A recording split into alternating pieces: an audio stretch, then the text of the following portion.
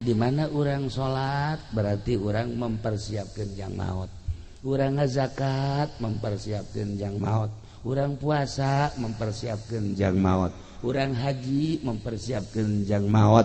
Urang baca Quran mempersiapkan jang maut.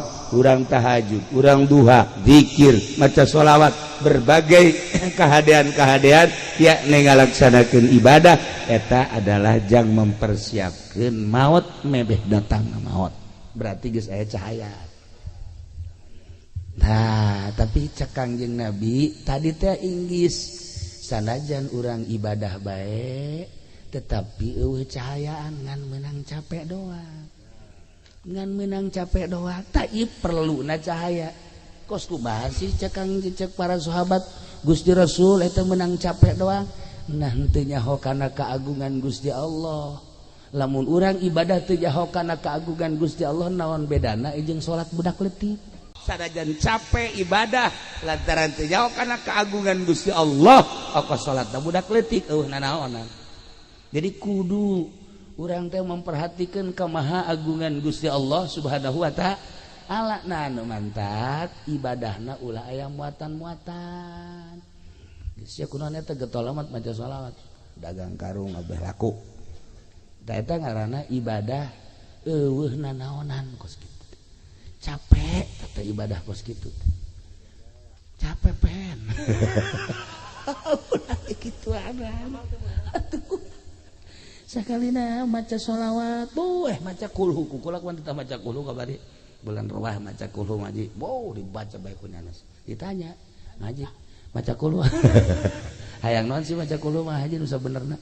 Rizki macet cekene supaya ada jembar be bisa sugan be kukulhu mata ulah kos kitu teh ibadah budak leutik teh TK capek eta ibadah kos kitu teh ibadah teu nyaho kana kemahagungan Gusti Allah geus be urang mah ibadah salat ulah aya muatan dunia ulah aya muatan-muatan selain lillahi. Assalamualaikum warahmatullahi wabarakatuh.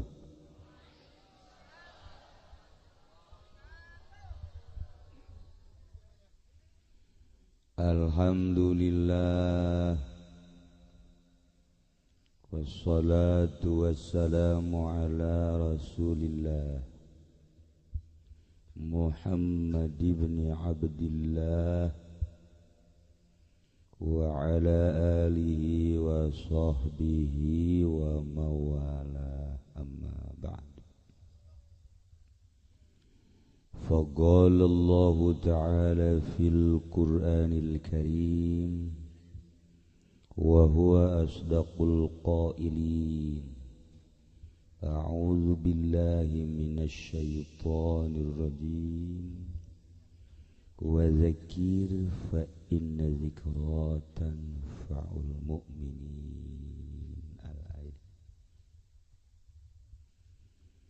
Langkung tipayun urang sami-sami nyanggakeun puja sinareng puji ka Gusti Allah anu Maha Suci. Parantos masihan tina rupa-rupa nikmat ka urang sadayana, terutama nikmat anu kacida pisan ageungna nyaeta nikmat iman sinareng Islam. Shalawat sinareng salam mugia dilimpahkeun ka junjunan alam Kangjeng Nabi urang Kangjeng Nabi Muhammad sallallahu alaihi wasallam, katut ka para kaluargina oge ka para sahabat-sahabatna rauh para tabi'in atma tabi'in. Al-mukarramun para alimil ulama, para asatidz, para tokoh masyarakat, bil khusus Sohibul Bait Kiai Suyuti al-masyhur uting nukusim kuring dimulyakeun oge mudah-mudahan urang sadayana sami-sami dimulyakeun ku Gusti Allah Subhanahu wa taala. Aparatur pemerintahanana nu alhamdulillah aya raja terbawah RT raja eta panghandap-handapna mudah-mudahan RT ka sorga.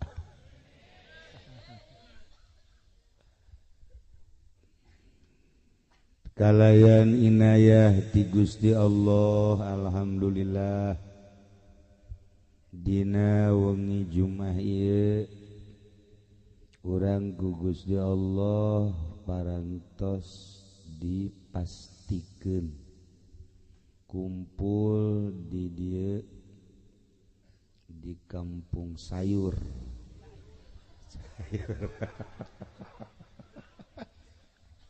atuh beda saeutik C jeung C atuh lah atuh wajar bae sih.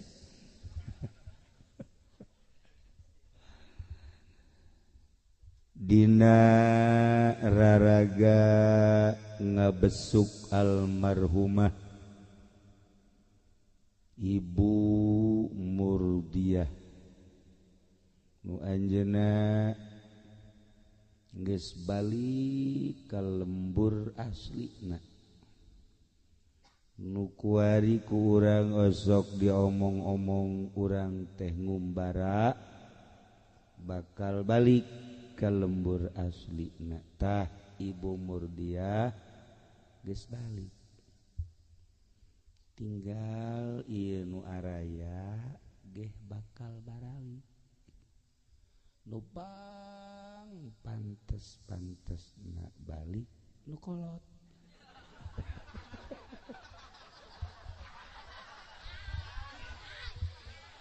sedengkeun nu pangkolot-kolotna si eta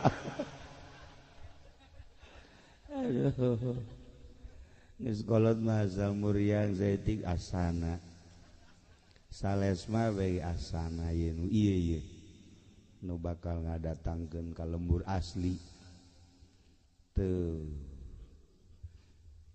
doakeun atuh mudah-mudahan mengaji pendit tare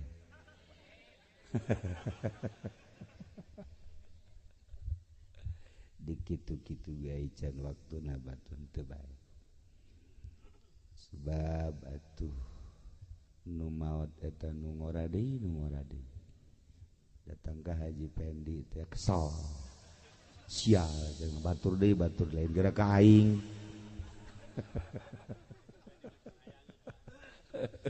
can hayangeun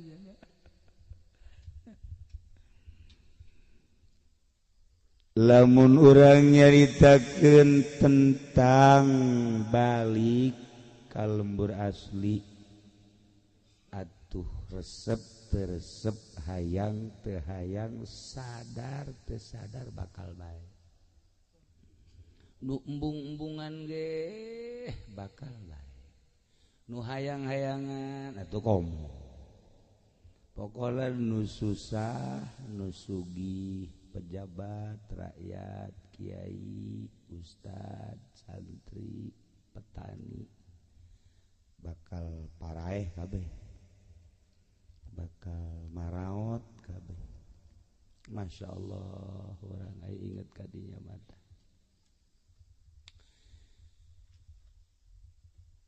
Kangjeng keur cali menuju cali jeung para sahabat jol bae aya jelema datang Waalaikumsalam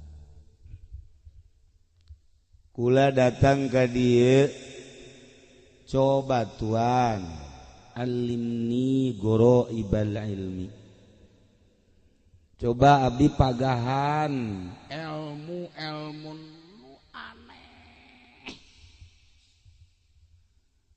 hayang ilmu nu aneh geus kaharti ku Kangjeng teh pasti ilmu nu aneh teh bisa hiber mun ka sumur ngagejeblung teu paeh lamun ka beulem henteu tutung mun dagang hayang untung be ulah cara si eta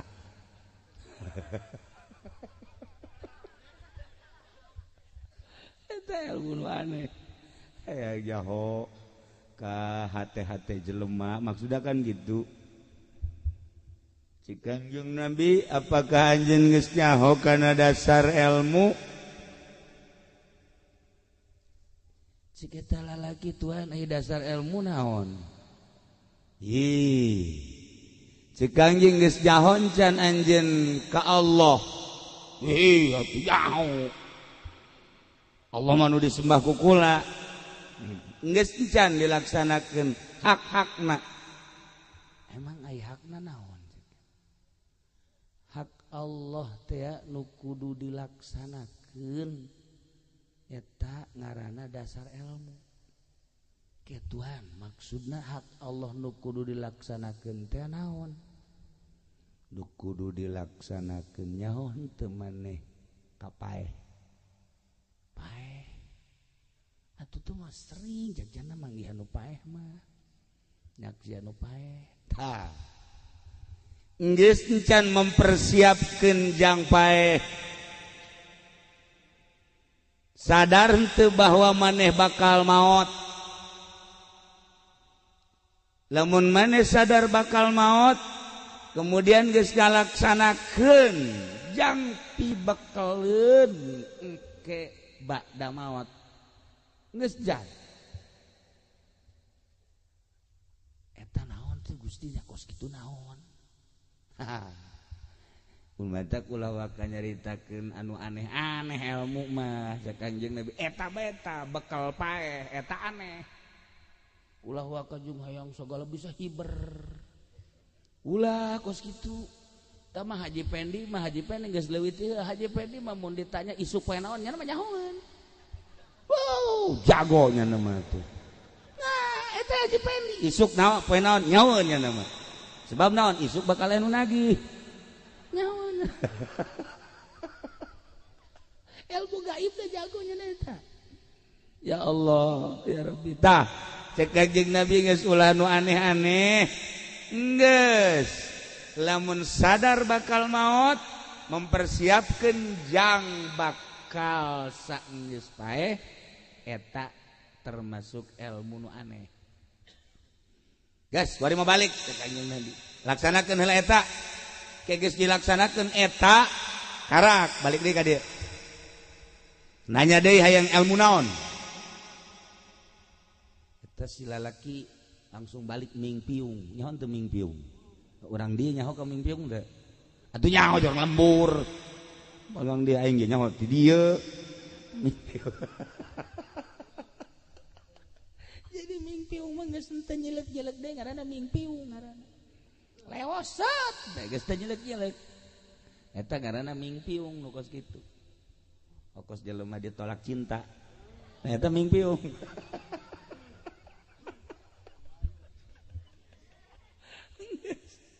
Teu nyelek-nyelek deui. Ya percuma nyelek atuh. Nah, eta jelema balik langsung ibadah ka Gusti Allah. Salat waktu puasa-puasa, waktu maca Quran, mun aya milik sedekah, wah getol. Haju nyana datang deui ka Kangjeng Nabi.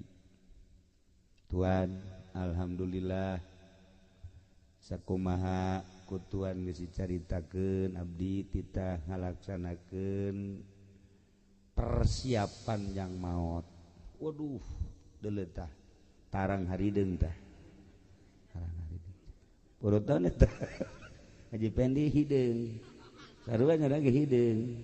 Ngan urut budug.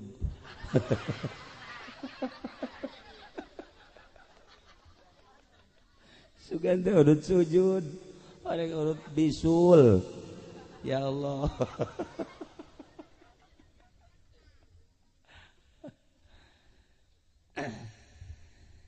Kangjeng Nabi sanajan ibadah getol datang ke hari dentara ngaleuwihan malaikat tapi lamun teu mah teh henteu cahayaan Islamna teu bercahaya eta sacape-capena ibadah ge mun cara pare mah gacung hapa tuh eueusian suarajan utek-utekan ibadah tapi teu cahayaan eta gacung hapa eueusian masyaallah kan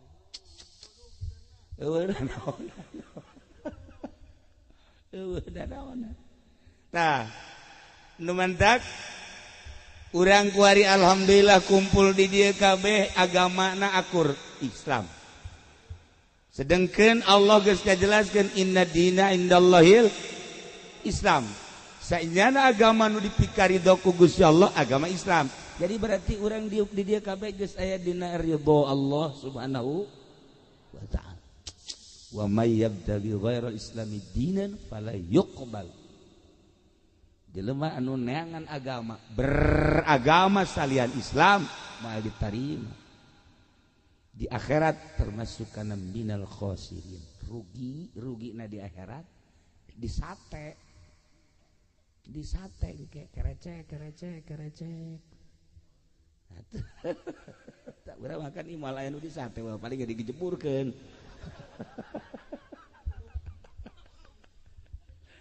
tuh geus ngarasa nya asan aing di kulub itu ngomong teh heula nya ya Allah tapi urang lamun ngalawudu teh kan sok diduaan tah diduaan Allahumma ij'alil ma'a tahura wal islama sok macan teh sia sia gitu ngajawab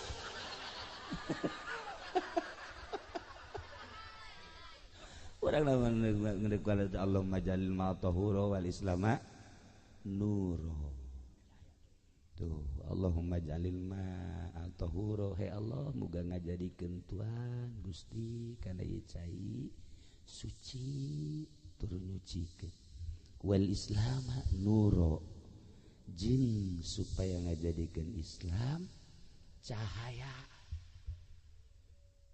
Islamna cahayaan aya sahabat daros Tuhan emang lamun Islamna cahayaan aya beda teu atuh aya cek Kangjeng Nabi kumaha teh bedana Kangjeng Nabi macakeun ayat famayuridillah saha jelema nu dikarepkeun ku Gusti Allah ayahdiyahu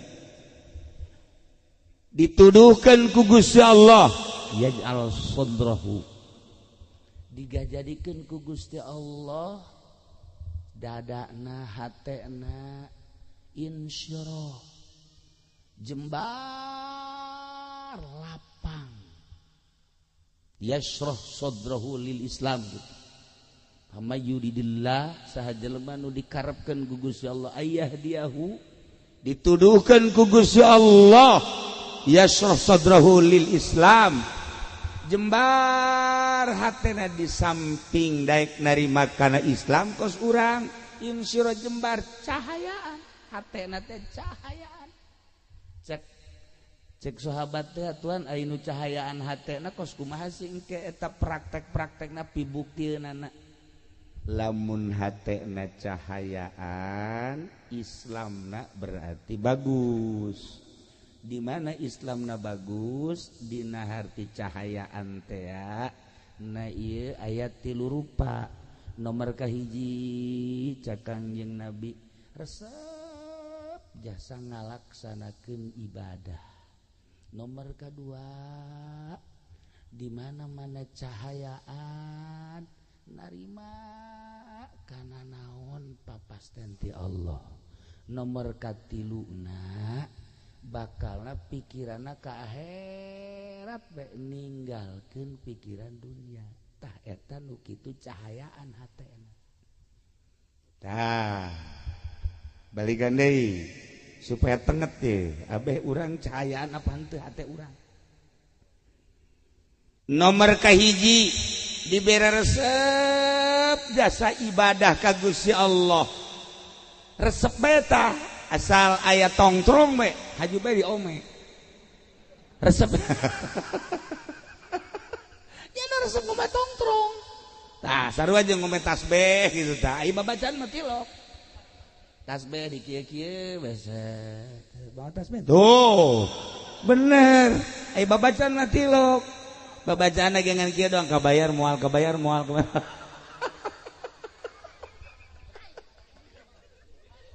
ya Allah ya Rabbi eta mah penipu sebenarnya mah atuh penipu eta tasbih dibawa aya di wiridanana lain eta Masya Allah nah di mana-mana hate cahayaan wani ngalaksanakeun ibadah embu ngalaksanakeun maksiat eta cahayaan hatena Islamna berarti bener nah lamun kuari jelema Islam KTP-na ge malah boga tilu kos Haji Pendi tilunya nama KTP teh oh loba batur mah hese KTP-nya mah tilu eta lah bajingan teh kos kitu teh tilu nah iya KTP nama Islam jelemana Islam tetapi daek ngalaksanakeun maksiat kurang giat karena ibadah maksiat daek leletikanana main gaple lamun aya Islam masih keneh balak genep di kieu-kieu koto kunyana di kitu-kitu tah naonna karangarana jangjang naon ngaranna tah tuh nyalawan teh tolol teh coba aju dikitukeun tah cuma hiber teh naon ngaranna jantur aing ge nyawa nang disiakan eta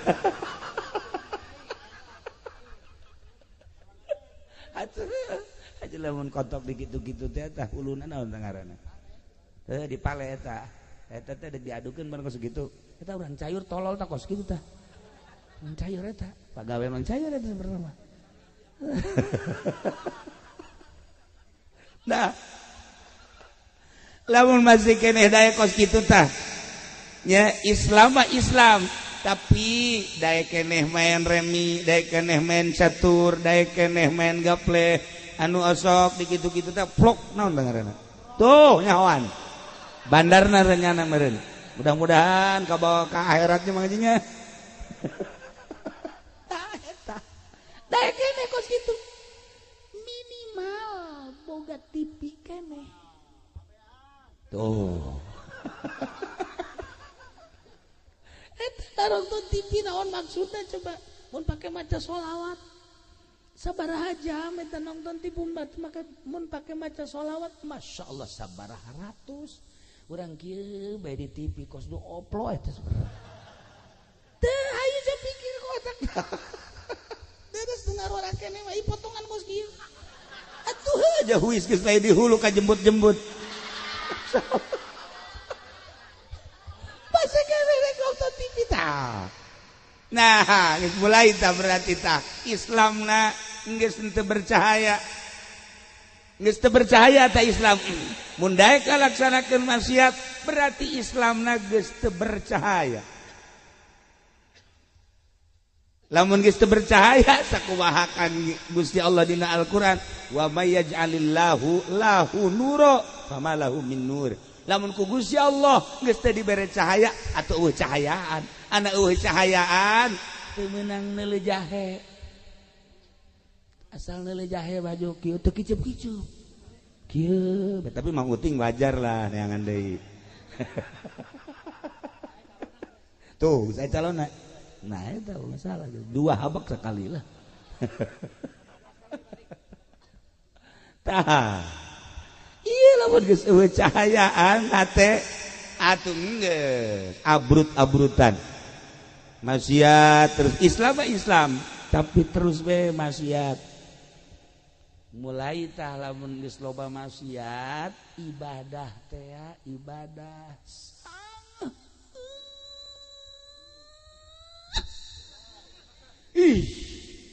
sakitu deukeut ka masjid teu nyaho tihang masjid Teh awalnya.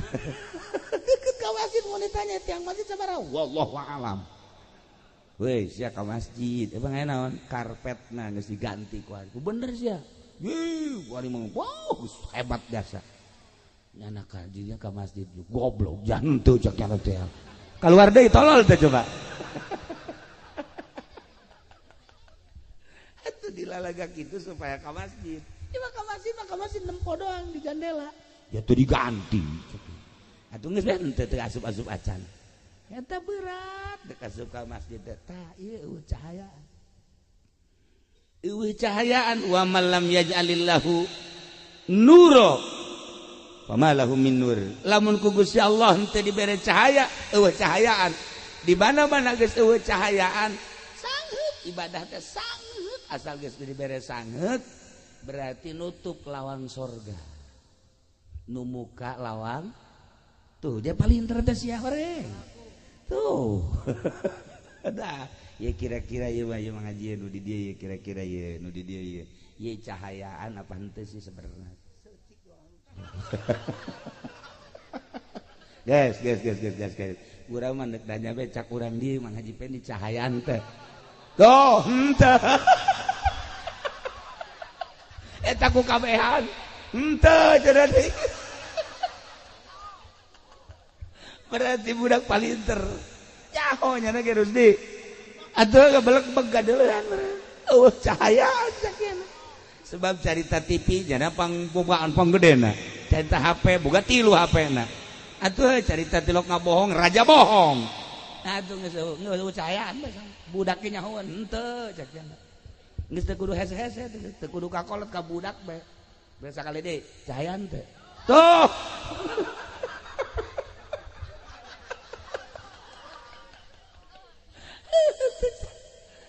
Cahayaan. Lementak sama kula masuk ingin ka dongeng teh dongeng. Nah, aya urang kitu India, aya urang Arab, aya urang Indonesia. Kabarna urang Indonesia Haji Pendi. Ya 3. Nah, ieu cek ya ieu. Aya kandang embe bau. Pak kuat-kuat. Ieu dongeng di Jalaluddin Rumi ke deh ieu. Pak kuat-kuat, coba saha nu kuat di kandang embe. Ayo, embena aya di dinya. Embena aya di nya bau nya hangset embena ge aya. Mulai orang India heula, asup orang India ka dinya. Tahan ku nya. Oh, geus ngap-ngapan. Oh, geus 10 menit doang kuatna. Keluar, wah cek orang India. Waduh, tidak nehi cek kitu. Aduh. Masya Allah. Tekuat ceknya guys. Tekuat. Nah, kemarin orang Arab dah orang Arab Baduy. Bahwa kan biasa orang Arab Baduy makan ngaranna kayak orang leuweung. Asana ieu mah kuat ieu mah. Asop, nomor kedua aja. Tenang seserian rada deres kuat 20 menit. Wow, nah hampir sarua kan yang Baduy mah. Embe, tapi kan masalah tak embe teh masalah. Ngan 20 menit doang. Wah, cek orang Baduy teu kuat cek. Tetep bau biasa. Nah, bagian orang Indonesia Haji Pendi. Nah, asup kadinya. Karak 5 menit doang embe nu keluar.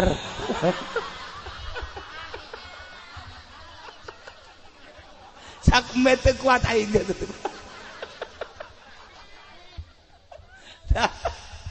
Eta dongeng ongkos anu supaya jeung biasa padahal maknana pohara itu ngarada ge dongeng wali gorenganan aya jelema eueuh cahayaan mah eueuh cahaya embe ge kabur eueuh cahayaan sok di dieu Haji Pendi coba ge Haji Pendi urang geus beres ngariung ke nama maca di dieu tek datang teu kalabur bae ge atuh kutub robahan ditinggal kutub robahan paling ge jeung si Golib bae di dinya kapaksa Golib ge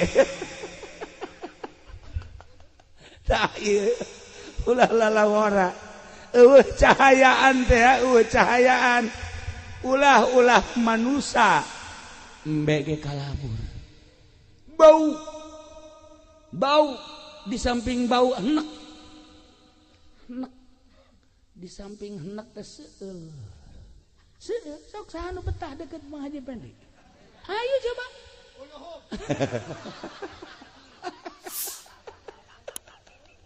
Incuna ge incuna. Itu kakek masih ada aja ya. Kapan enggak adanya? Nah iyalah para jamaah kaum muslimin wal muslimat rahimakumullah. Coba introspeksi. Ieu keur carita ieu geus kajian ulah nyaritakeun batur balik ka diri urang ke. Ai hate aing cahayaan henteu sih nu sabenerna. Lantaran tadi lamun cahayaan mah dibere resep jasa ibadah eta kakarak nomor kahiji. Eta kakarak nomor kahiji tanda jelema nu aya cahayaan dibere resep bae masyaallah. Waktu salat teh geus ditungguan bae. Di deuleu deui wah encan masih kena jam 10 deuleu oh jam 11 setengah 12 nah geus siap-siap ya pas jam 12 es.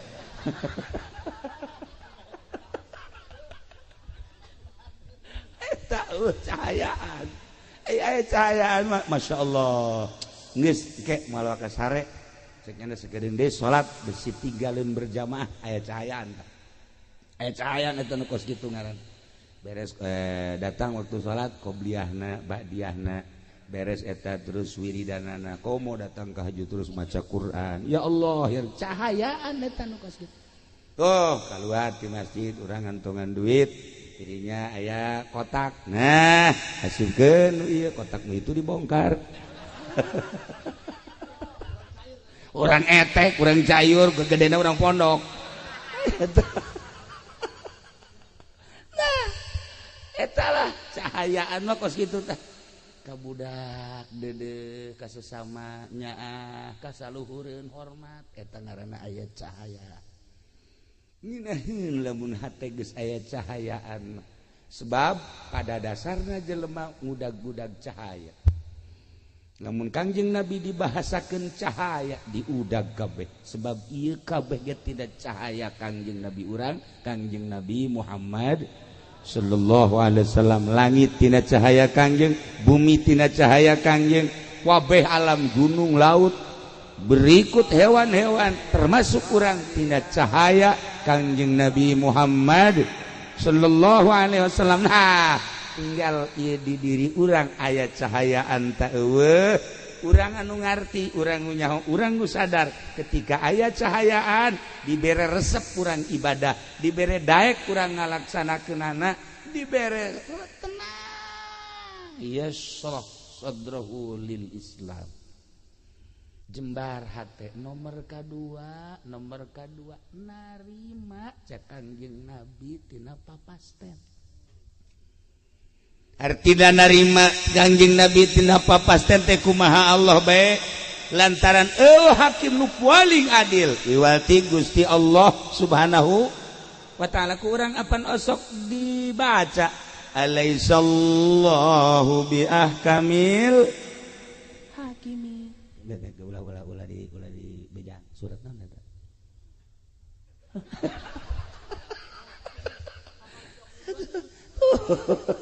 eta teh artinya masuk dibaca ge tuh cak nu ditukang alhakumut cenah deui nah bejaannya na maksudna mah sarua ondona itu mah alaihissallah ya kabil hakim Allahumma hebat na ngahukuman pang adil-adilna eueuh de hakim nu paling hebat Allah ku aya sakitu naon bae keputusan terhadap diri orang, terhadap halayak rame, terhadap hewan, gunung, laut, bumi, keputusan Allah. Sebab Allah teh ahkamil hakim. Urang sadar, aing dijieun ku Gusti Allah model kos kieu. Narima, urang ngaca ye ngaca, dikaca. Ya Allah ya Rabbi, ya abdi ciptaan Gusti alhamdulillah dibere kasep, mun kasep teh mah dibere gelis mun gelis mah sadar tah alhamdulillah loba tah manu kitu mah tah begitu aja pending aja aing jore amatnya cek nya ambil jeung nu di Cisoka akur di mana ka di Cisoka teh tuh solear si nyahoan begitu ngaca teh ieu mah akur jeung deui soleh ari main mah ngan buntutan doang atuh buntutan ge nu kadeuleu mah aya ge sabenerna nah ieu lamun aya jelema ngaca aing jore amat sih Gusti kunaon si abdi diciptakeun jore tah eta jelema henteu sadar kana papasten ti Gusti Allah panghese-hesena sadar jambal kebal di alam dunia ini sakit alhamdulillah dijadikan jelema aing geus bae sakitu ngeunaheun jadina tenang kana pikiran teh keur ngaji mah balik bae ka imah ngaca jore aman aing ge tuh coba ge ketika orang dibere jadi pedagang haju untung bae alhamdulillah ya Allah ya Rabbi maha kaya Gusti alhamdulillah karasa ku abdi kakayaan Gusti abdi dagang untung bae dikocorkeun bareng kakayaan Gusti ka abdi loba teh mah nu kitu mah tapi begitu nyana dagang haju rugi deh Gusti ieu kumaha sih urusanana ieu kunaon ieu kok abdi dagang tapi rugi deui ye coba atuh Gusti kos itu tah eta ngaranna henteu sadar kana papaste eta ucayaan hatena ucayaan wa man lam yajalillahu lahu nur di mana ku Gusti Allah henteu diberi cahaya famalahum min nur cahaya di mana cahayaan eta kos kitu tadi tanu mandak urang kudu ngawauhan nu sugih hirup mah kudu ngawauhan nu sugih sebab aya nu sugih nya nama hayang dipentak bae lamun henteu menta kanyana bendu lah resep aja teh nu sugih eta mah tah tuh hayangna dipentak bahkan teu dipentak ge sok mere bae nah nu sugih eta teh deukeutan ku urang bahkan lamun urang menta ka nu sejen nya nama bendu tah deukeutan tah nu sugih eta nu sugih eta teh saha nu nyiptakeun langit jeung bumi tak maha sugih cak Gusti Allah aing ye nu bogana penta ku sia aing bakal mere sia teu menta ge ku aing dibere bae komo sia mun menta ka aing jeung aing mah resep jasa lamun dipenta tur lamun sia menta ka nu sejen ka Gunung Kawi misalnya aing mah teu resep jasa menta ka pamarentah ge teu resep jasa menta ka makhluk ge teu resep jasa ka aing penta tah Allah meresepeun jasa dipenta haji pendek mau dipenta geus kieu bae ya panakol ya incuna ge datang ka tiluk daek menta incuna sorangan tuh menta sama kakek ih enggak mau kenapa galak ya tah urang lamun geus bisa burak bere eta urang geus bisa make akhlak Gusti Allah takhallaku bi akhlakillah Allah memere bae terus tah urang ngadeukeutan nu maha sugih bae geus ka Gusti Allah. Nah ieu lamun hate urang aya cahayaan, hate urang aya cahayaan, sadar kabeh ge horeganan diatur ku Gusti Allah Subhanahu wa taala. Ketika aya seorang waliullah di Baghdad. Begitu manehanna keur di Baghdad ternyata horenganan di daerah Tartar keur perang terus perang nyana ngadenge begitu nyana ngadenge eta peperangan geus mah awewe pararae sipil masyarakat teh budak leutik ke parae nyana ngomong kieu ka Gusti atuh kunaon eta diperangkeun sehingga eta para raeh masyarakat emang eueuh nu ibadah emang eueuh nu sok hudang ti peuting emang eueuh wali pan beureun aya wali maot aya ulama maot kudu maotkeun aya diperangkeun ku Gusti langsung nyana peutingna sare barang sare ngimpi kapanggih jeung hiji jelema make jubah terus nyekelan surat eta dibabawa bae begitu dibabawa kapanggih teh jeung nyana ieu surat naon eta? Ieu surat ti Gusti Allah. Coba tapang bacakeun. Begitu dibaca dina tulisanana aya da'il i'tirad tinggalkeun ku maneh ngalawan Allah. Tinggalkeun ku maneh nentang ka Allah. Dibaca takunyana sebab Allah mah pang adil-adilna eta memperangkeun urusan aing, gempa urusan aing, banjir urusan aing, angin urusan aing, sia mah sia bae urusan sia cak Gusti Allah. Ulah sok nentang-nentang ka aing make jeung tatanya, make jeung diperangkeun, loba budak pararae, loba manusia pararae, aya kiaian, aya walian, urusan aing tah mah sia, urusan sia, geus datang ka mana sia, dumadeheus ka aing. Hudangnyana masyaallah kaget jana dicarekan ku Gusti Allah, langsung ditegur make surat model tadi. Wali mah kos kitu, impianana teh hebat.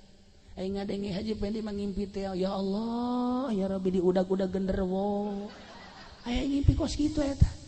Aya deui jana mangimpi naik ka gunung ragal. Paling hebat jana mah ngimpi diudag-udag anjing, sanggeus tadi udag anjing ngajunya anak kagang, geus kagang haju hayang kiih manggih sumbur. Maju kiih ngompol. Eta Haji Pendi mah kos kitu impianana masyaallah. Wali mah tadi tegur ku Gusti Allah make surat, tinggalkeun nentang ka Gusti Allah sebab kabeh ge ieu adalah urusan Allah. Cak Allah sia ulah tatanya kunaon ku aing digempakeun, ulah diutang hitung ku sia teu urusan aing.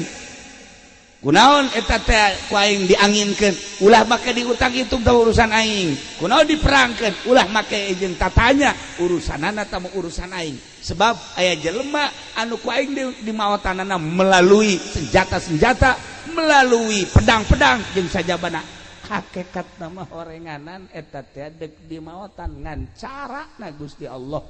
Aya anu raga tangkal kalapa, aya anu raga ka sumur, aya anu gering, aya anu perang, aya anu di luhur kasur kieu bae cara kabari ieu teh urang Balaraja.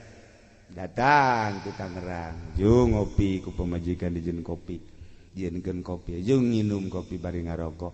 Kieu bae nyana di kasur teh tadi beres ngarokok. Lah aya meureunanan bangsa 20 menit mah pemajikanna ka dinya deui. Ditoelan ku pemajikanna, kaji oya gabe pae. Ngopi can anggeus, ngarokok can anggeus. Nyana ngedang doang gitu mah. Masya Allah, nunggus dipasangka bakal paeh jasa kamar Haji Pendi, hirup kene ngana gua sehat deh malah mah make susuit deh aya jahe sweet tolol tuh coba. Lah ieu urusan Allah. Nah balik deui, lamun hate urang cahayaan geus moal aya nentang-nentang ka Gusti Allah, geus urusan Allah. Urang tani Segesa tani terus parena bagus kabelah dieuna gacung hapa. Nah kurang kan ngomong kok ieu jadi kosia kurang naon si aing pengurusan anak.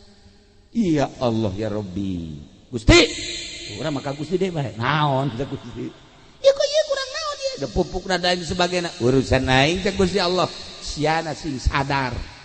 Lamun kula inget ka dongeng harita di zaman Sayyidina Umar. Di zaman Sayyidina Umar aya kabeuleman. Begitu aya kabeuleman di zaman Sayyidina Umar khalifah langsung jelema neangan cai berat cek Sayyidina Umar ulah di pareuman make cai. Waktu pertentangan antara masyarakat jeung Sayyidina Umar. Lain kudu di pareuman make cai. Di daerah ieu aya jelema nu teu ngazakat. Ulah mah nyaho? Tah tewak si eta. Hayo bawa ka dia. Si ada kazakat teh moal geuran. Geran dikaluarkeun pareum sorangan. Seuneu pareum sorangan tah kebakaran eta ku ahli hakikat maka nyahoan. Lamun make blambir loba nu teu pareum. Tapi ku Sayyidina Umar mah ulah make jeung make di pareuman make cai sagala rupa. Moal pareum. Wo ribut heula. Eta tadi kalau tah. Demantak di pondok kabar ieu kapan kebakaran. Atuh tinggal si ieu bae eta. Ewak ieu. Ayo huluna kitu-kitukeun zakat sia. Ya Allah ya Rabbi. Lamun urang nyaritakeun antara zahir jeung antara hakikat, antara zahir jeung antara batin. Jauhna luar biasa. Urang mah make perjalanan zahir bae lantaran ieu qalbuna can aya cahayaan, Islam can aya cahayaan. Nah nomor kahiji tadi di mana-mana geus aya cahayaan bakalna hayang bae jeung resep bae ngalaksanakeun perintah Allah ngajauhan larangan Allah takwa ngaranna. Nomor kedua sadar kana papasten Allah. Nomor katilu puncakna ye di mana-mana Islamna aya cahayaan nyana berpikiranna ka akhirat bae ninggalkeun dunia dibere tersep kana dunia. Wa mal hayatud dunya illa mata'ul gurur. Teu aya kahirupan dunia kecuali barang-barang tipuan. Geus lamun kiai engkeuy-engkeuyan ka pendopo neangan dunia kiai goblok. Eueuh tapi di cayur mah aya tiluan lah tilu. Aya tiluan ngacung lib.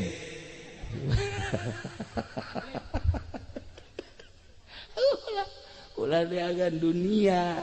Abong-abong bisa ngaji, abong-abong bisa baca Quran, abong-abong nyaho hukum dipamerkeun pake neangan dunia. Eueuh cahayaan kiai tinggal kiai berarti ieu eueuh cahayaan tah Islamna. Encan puguh ngajamin ilmu nungtun kadang-kadang ilmu mawa ka neraka. Lamun ilmuna jadi hijab tina cahaya. Nailah para jamaah kaum muslimin wal muslimat rahimakumullah balikan deui inna dina indallahil Islam saenyana agama nepi ka karidho ku Gusti Allah adalah agama Islam. Tetapi Islamna kudu anu aya cahayaan.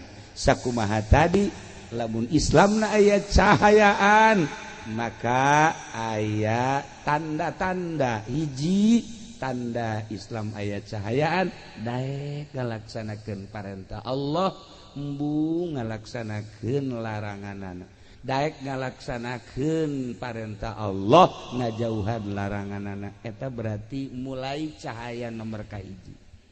Lamun naik cahaya nomor kadua sadar kana putusan Allah di diri urang atawa soal harta atawa soal penyakit atawa soal naon bae nu patali jeung diri urang atawa jeung batur tilok cegekan sebab kabeh ge geus aya tina keputusan Allah Subhanahu wa ta'ala. Alaihissallah bi ahkamil hakimin. Cahaya nomor katilu ialah cahaya anu bener-bener mantep sehingga pikiranana langsung bae ka alam akhirat.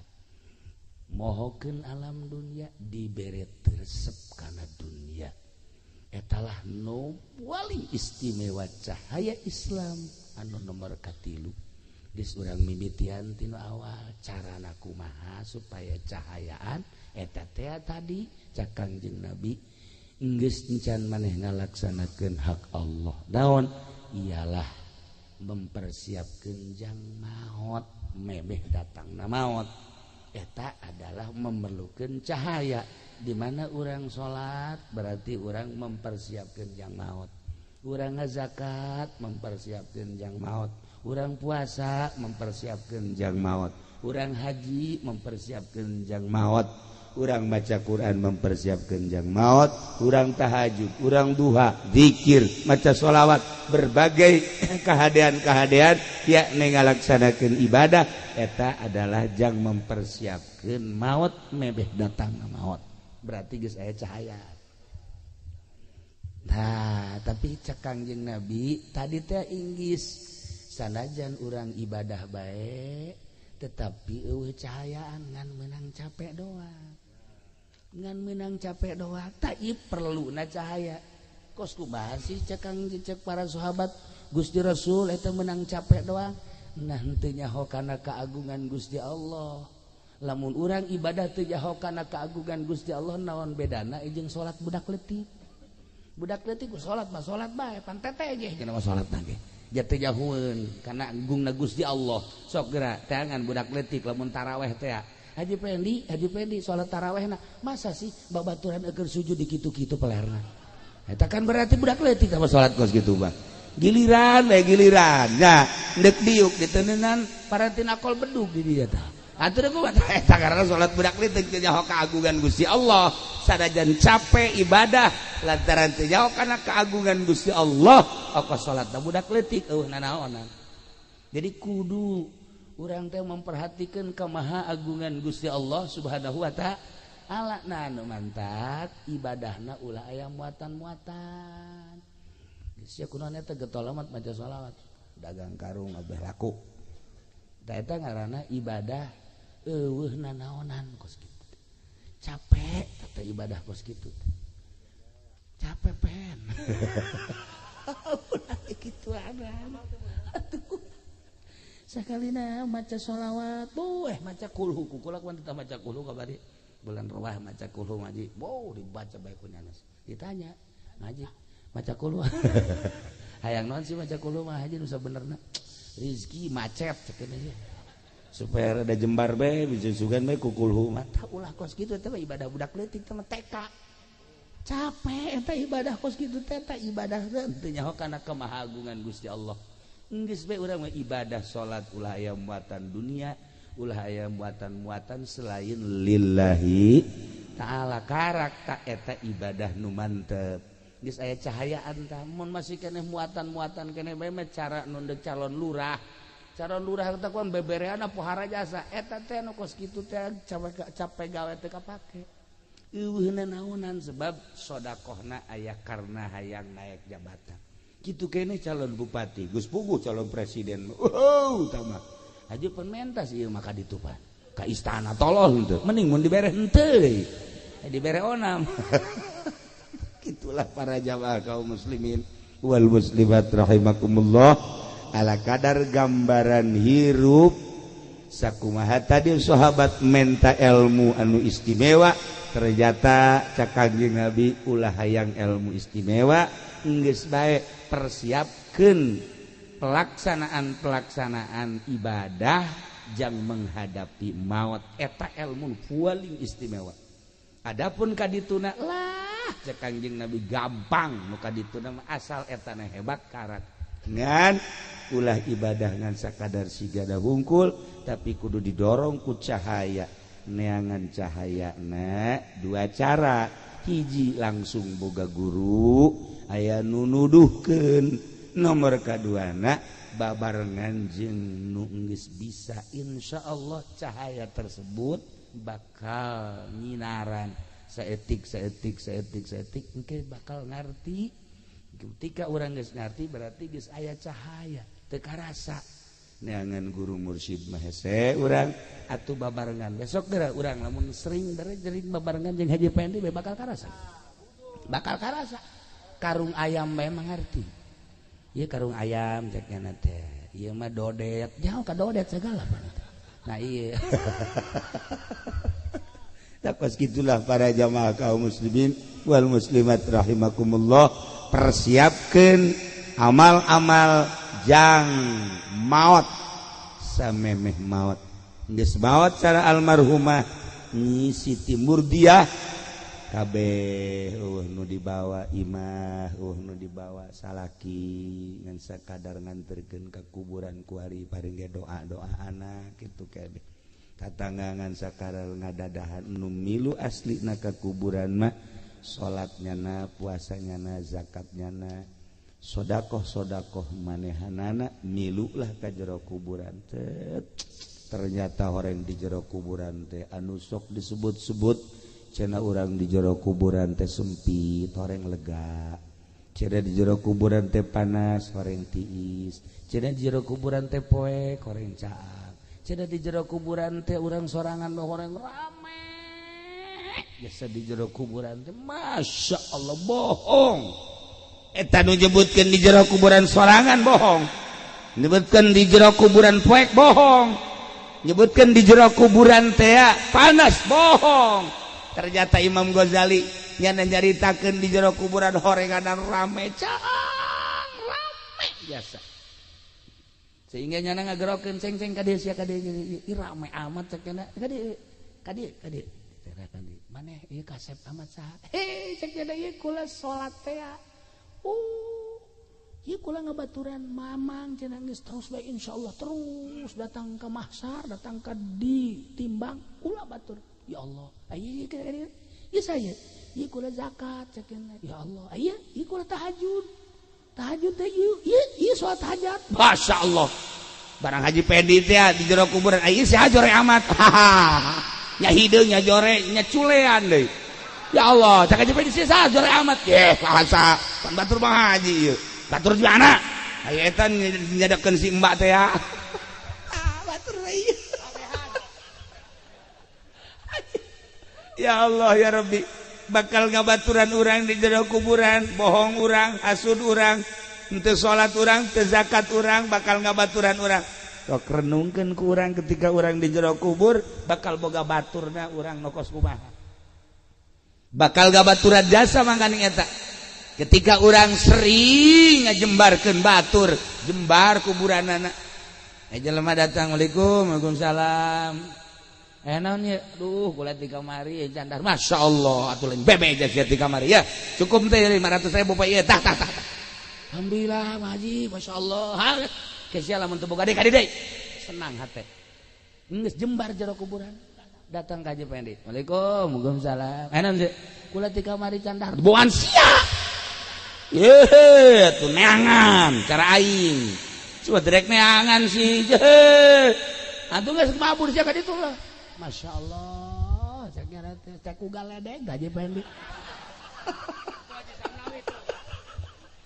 Eta jempitkeun batur sempit di jero kuburanana. Ya Allah ya Rabbi.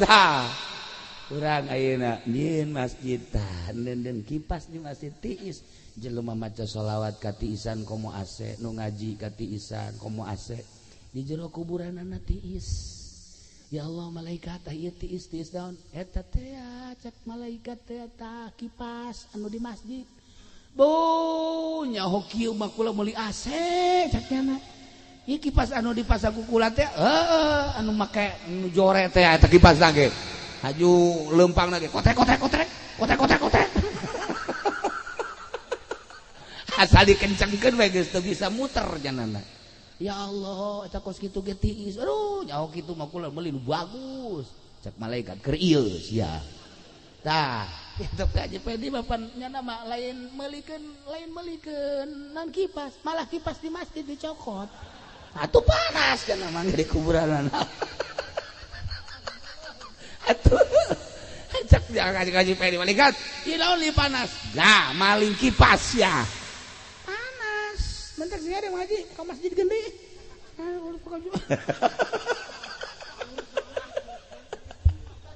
Ai bebejana mah ka masyarakat teu diganti, datang ka kuarin teh. Datang ka saiki orang diganti ge. We mengkonon siramu. Nah, aya Ustad maling ih heran. Itulah para jamaah kaum muslimin wal muslimat rahimakumullah janggabaran urang di akhirat geus dijelas-jelaskeun ku Kangjeng Nabi. Urang iman ka Kangjeng Nabi percaya ka Kangjeng Nabi urang beragama Islam tinggal cahaya na ayat henteu sehingga urang bisa ngalaksanakeun naon keyakinan urang sebab aya jelema anu iman ngan disungut doang tapi di jero hate mah henteu munafik wa minan nasi may yaqulu amanna billahi wa bil yaumil akhir wa ma hum bimu'minin tidak sawarehna manusia wa minan nasi may yaqulu aya jelema nu ngomong amanna billahi wa bil yaumil akhir abdi iman ka Allah iman ka yaumil akhir padahal mah wa ma hum bimu'minin teu iman munafik tah mah aya jelema anu iman mah iman ka Allah munafik henteu tetapi eueuh cahayaan imanna Islamna eueuh cahayaan imanna eueuh cahayaan berani manehanana teu ngalaksanakeun kayakinanana. Nah ieu hampir-hampir urang kos kitu tak kabeh iman ka Allah, iman ka Kangjeng Rasulullah, iman kana naon anu diucapkeun ku Kangjeng Nabi, tetapi ngalaksanakeunna henteu. Kunaon eta? Ieulah eueuh cahayaan di jero kalbu urang, Islamna teu aya cahayaan, imanna teu aya cahayaan. Sok wari mulai bongkar gerak ku urang supaya aya cahayaan Islam urang aya cahayaan iman urang aya cahayaan Islam babalikna engke kana zahir iman babalikna engke kana batin kana ruhani Islam jeung iman di mana sapa godos pada ayat cahayaan wah bakalna istimewa jasa zahirna bagus batinna ge bagus kuayana sakitu teanganlah cahaya di mana sih ayana cahaya di pondok-pondok pesantren tah kadeleuna mah pondok kos ge teh hina jasa tapi horenganan anu ngadatangkeun ka surga kos kieu alhamdulillah kos pondok mah tolol siang pondok ngaran doang kampung pondok salilana bodoh heran yang tuh ya urang lamun ningali gedung wow universitas wallahu alam ngadatangkeun ka sorgapan teh im mentereng hebat gedung-gedung menjulang urang ka Jakarta ieu sing ngadatangkeun ka sorgapan teh ketika urang leuleuh kantor DPR isi ka sorgapan teh kantor ieu tapi lamun urang leuleuh majelis taklim deuleuh pondok hina kadeleuna justru melalui ieulah pintu-pintu surga terbuka teangan cahaya di pondok-pondok pesantren model kos sekarang hina kadeuleuh ku pandangan mata tetapi mata batin di mana geus cahayaan ieu teh lain sakadar pondok pesantren tapi ieu teh adalah raudhatun min riyadil jannah seperti etalah ahli-ahli Allah teu perlu mewah-mewah ketika aya teu perlu dibangga-bangga nu penting ieu adalah ngamakna anak-anak